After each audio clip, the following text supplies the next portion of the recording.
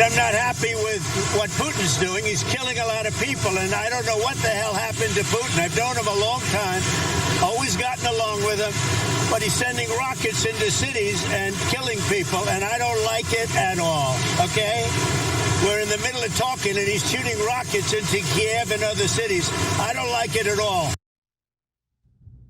President Donald Trump was today years old when he realized that Russia bad, that Putin is carrying out a brutal war against the Ukrainian people. And now he appears to be losing patience with Vladimir Putin as Russia escalates its assault on Ukraine. Now, Trump has been trying to get the two sides to agree to a peace deal and stop the fighting. But it looks like Zelenskyy might have been correct in pointing out that Putin is the one that's serving as an obstacle to a peace deal. Now, regardless of what Trump wants, Russia launched its largest ever missile and drone strike on Ukraine over the Memorial Day weekend. So from Friday through Sunday, Russia launched around 900 drone strikes. 900. Now on Sunday, Trump wrote the following on Truth Social. I've always had a very good relationship with Vladimir Putin of Russia, but something has happened to him. He has gone absolutely crazy. He is needlessly killing a lot of people, and I'm not just talking about soldiers. Missiles and drones are being shot into cities in Ukraine for no reason whatsoever. I've always said that he wants all of Ukraine, not just a piece of it, and maybe that's proving to be right. But if he does, it will lead to the downfall of Russia. So I just want to be clear that Trump just said, I was going around telling people this lie that Russia wants to take over the entirety of Ukraine. And you know what? It might actually be true. Okay, yes, it does appear that Russia wants to take over more territory in Ukraine. And because of the fact that they've been successful so far, they don't feel, or Putin specifically doesn't feel that he needs to stop. And look, I think that Donald Trump totally underestimated Vladimir Putin and what his real goals are here. But I also want to just go back to the Biden administration and how Boris Johnson, during the Biden administration, and of course at that time Boris Johnson was the leader of the UK, met with Zelenskyy and discouraged him from negotiating for a peace deal with Russia.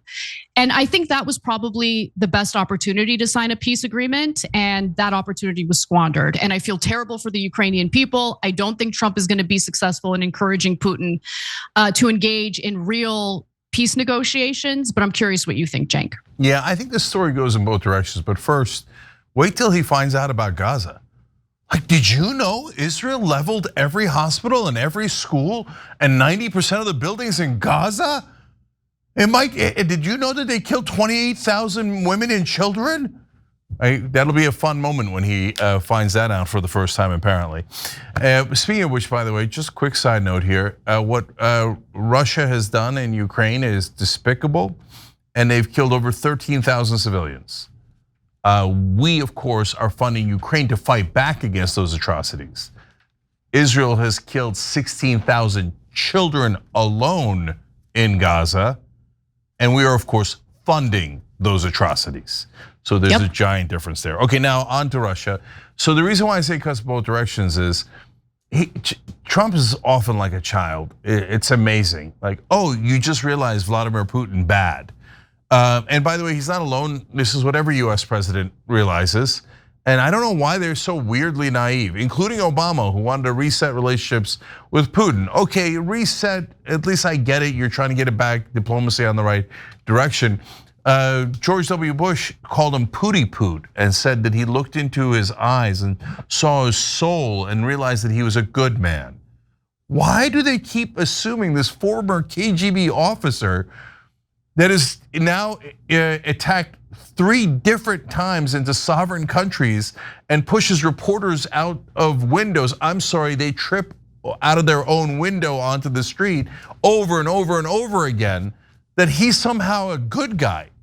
And it shocks them when they find out he's a bad guy. No, Vladimir Putin, definitely a bad guy. That doesn't. Cenk, yeah. Sorry to interrupt you, but all 3 presidents that you just listed went to Ivy Leagues. Maybe we should defund the Ivy Leagues. I'm just kidding. Go ahead. Well, so did I, but I'm not an idiot and I'm not naive like those guys. So that doesn't mean that we did the right thing by pushing NATO to Russia's boundaries. But if you think that, oh golly gee, Vladimir Putin has now invaded a third time into a sovereign country and taken more land from those countries, I guess he was forced into it. No, you're not forced into imperial empire type of attacks against your neighbors. He's doing it on purpose, this is obvious. But so where in the world is any kind of silver lining in this story? Well, look, I didn't think that Trump and Russia worked together in the 2016 election, but I did think that Trump and Putin and Russia had some sort of financial connection. And his son said over and over again, oh, the Russians love golf. That's why they give us all of our money for golf courses, etc. They said all these things on the record that made me think, well, obviously he's got a financial connection there. But maybe he doesn't. I mean, it certainly looks like he doesn't now, right? And so maybe he was just hoping to get more money from the Russians because he'd made deals with the Russians before when he was a businessman. I don't know what was in his head, but this Donald Trump doesn't seem like he's beholden to Putin, even though he's trying to lean in. He has been trying to lean in his direction, but clearly not beholden. So we're fair and honest about that. Look, I don't know if Trump has had business dealings with the Russian government specifically, but I do know that Russian oligarchs have parked their money in Trump properties and have paid way over market value for said properties. So, that always raised a red flag for me. But you do make a valid point here in that, if there was any type of financial relationship between Donald Trump and Vladimir Putin, it's certainly not playing out or working to Trump's benefit when it comes to geopolitics or his attempt at getting Putin to sign a peace deal. But Trump. I mean, sure, he'll take a few jabs at Putin, but he can't do that without also taking some jabs at Zelenskyy, who, by the way, was totally on board with, signing a peace agreement. He hasn't really been an obstacle during the Trump administration, at least in regard to signing a peace deal. But nonetheless, Trump did take some jabs at Zelenskyy, saying, likewise, President Zelenskyy is doing his country no favors by talking the way he does. Okay, how does he talk? Like, let's be specific here.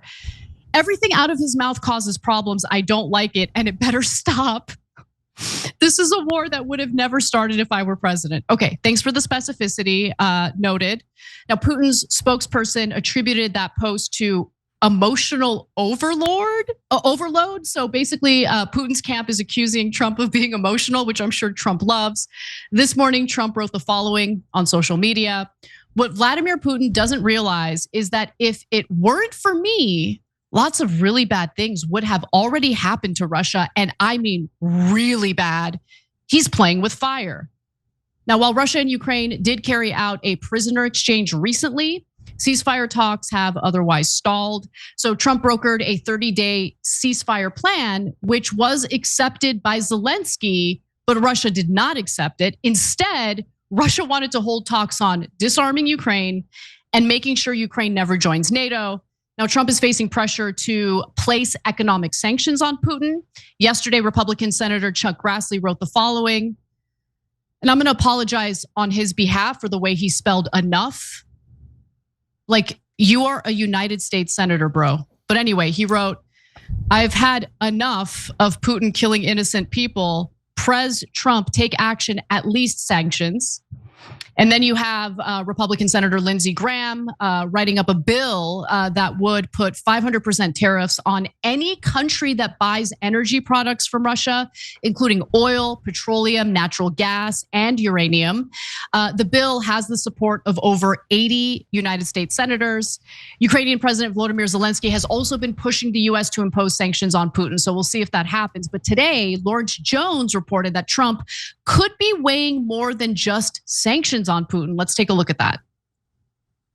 Based on my sources that I've talked to, the president is extremely angry with Putin right now because he tried to do this the right way, give Putin an off-ramp, give him a reset, try to hear him out on some of his concerns when it came down to NATO, and Putin has essentially slapped his hand. And now he's going after the president publicly as well. So all I can report is that, yes, there may be sanctions, but there could be more as well. Well, there are some US troops who are now positioned in European countries. The Wall Street Journal is reporting this. So this is to strengthen NATO ties and send a message to Russia.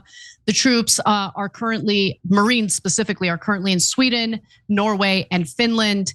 The Marines were performing military exercises involving a rocket launcher, which was filled with dummy munitions. Cenk. Yeah, there's a lot of disturbing parts of the story. So what does he mean there could be more than sanctions? That doesn't sound good. We should not take military action against Russia. If he means, oh, we'll fund Ukraine even more, okay. All right, well, that's a legitimate threat against Russia in a way that is doesn't break precedent, doesn't escalate the war, etc. So, but it's a little bit concerning. And then Donald, okay, to your point real quick, intermission here on Chuck Grassley. He's spelling enough like he's a teenager. He's like 108 years old. I know, I know. So I don't know if he does that all the time or if it's like his consultants told him, hey, speak more like a populist, misspell words. And he was like, all right, I'll just misspell everything. Right, it's so sad. Anyway, now back to relevant stuff. And then Trump said, if it wasn't for me, really bad things would have happened to Russia. Wait, what did you prevent? Yeah, seriously. Like, what were we gonna do to Russia and why did you stop us? Right, and maybe it was a good reason, maybe it was a bad reason, but that was also disconcerting. So this is a hot mess. And it's so weird because I thought Donald Trump was gonna solve all of this on day one. Yeah. Turns out foreign policy hard. Nobody knew it was this difficult. Nobody knew that Vladimir Putin actually wasn't trying to defend himself, but was actually aggressively attacking to conquer more territory. No one knew that. So Trump just figured it out. Yeah, and look, I'll say this. I do think there is a place for approaching these types of conflicts with diplomacy before you start threatening war or before you start having US troops stationed near the country that's causing problems to do provocative military exercises. However, it is pretty abundantly clear that Putin has no interest in engaging in good faith in any type of peace negotiations. And it's a damn shame because a lot of innocent people are dying. This war should come to an end. But Trump is quickly learning that his goodwill toward the Russian government is not really working out so well. So we'll see how this plays out. But I agree with you. We should not go to war with Russia. I don't know what comes next, though. Every time you ring the bell below, an angel gets his wings. Totally not true. But it does keep you updated on our live shows.